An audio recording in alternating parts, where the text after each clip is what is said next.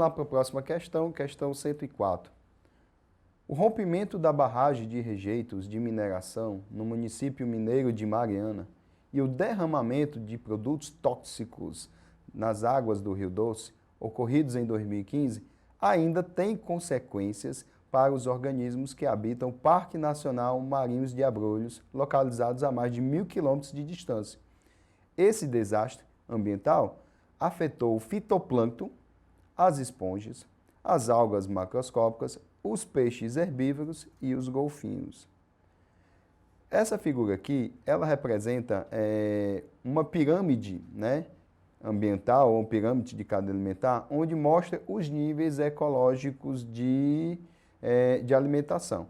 Esse P representa os produtores, que no caso, se fosse ambiente terrestre, seria as árvores, por exemplo, as plantas. Como a gente está falando de ambiente aquático, é o fitoplâncton, como ele foi citado aí na questão. Esse aqui, o consumidor primário, geralmente é aqueles seres que são herbívoros, que se alimentam diretamente dos produtores. O C2 representa os consumidores secundários, que geralmente se alimentam dos consumidores primários. E o C3 é os consumidores terciários. No caso, já vem entrando aí o que eles chamam de golfinhos, né?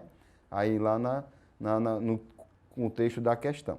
Se vocês observarem, a base da pirâmide aqui, ela é maior, por quê? Porque o fitoplâncton está numericamente em quantidade maior. Então, essa pirâmide, já fazendo aqui um mecanismo, né, de dimensionamento da pirâmide, ela quer dizer que a parte de baixo, ou a parte produtora, ela é em maior quantidade. Então, eu já identifiquei, dentro do assunto de ecologia, que essa pirâmide se refere à pirâmide de número.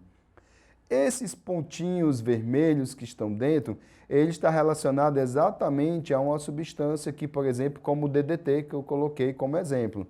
Se vocês observarem, ao longo dos níveis ecológicos, as substâncias tóxicas, principalmente no caso aí da questão que ele cita, os dejetos que foram, né, poluindo, no caso o rio, eles são tóxicos e geralmente as substâncias tóxicas, elas tendem a acumular com o passar do tempo, ao longo dos níveis ecológicos. Esse fenômeno, ele é explicado a partir de um termo chamado de magnitude trófica. O que é que seria magnitude trófica? É que algumas substâncias tóxicas, em vez de elas se desprenderem ou se decomporem, elas acabam se acumulando ao longo das cadeias alimentares, ao longo das teias alimentares e deixando o nível de toxicidade no ponto mais elevado. Eu vou dar um outro exemplo bem clássico. Uma criança que é amamentada por sua mãe, ela recebe uma das maiores cargas de toxicidade. Por quê? Porque ao longo da cadeia alimentar, com os produtos industrializados, né? Então esses produtos eles vão se acumulando ao longo das alimentações, desde os produtores aos consumidores. Então quando a mãe do bebê se alimenta, ela é o último nível de acúmulo. Então o bebê recebe aquele leite materno, que apesar de ser o alimento mais apropriado, ele recebe também uma grande carga de toxicidade.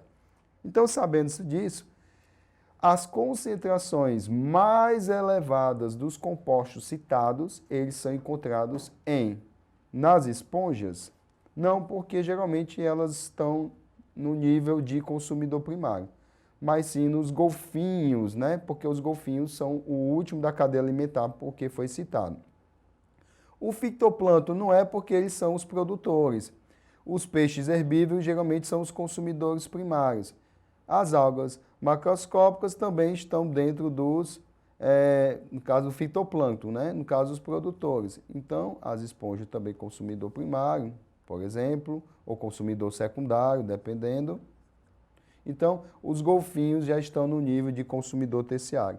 Então, a questão está correta pela letra B de bola.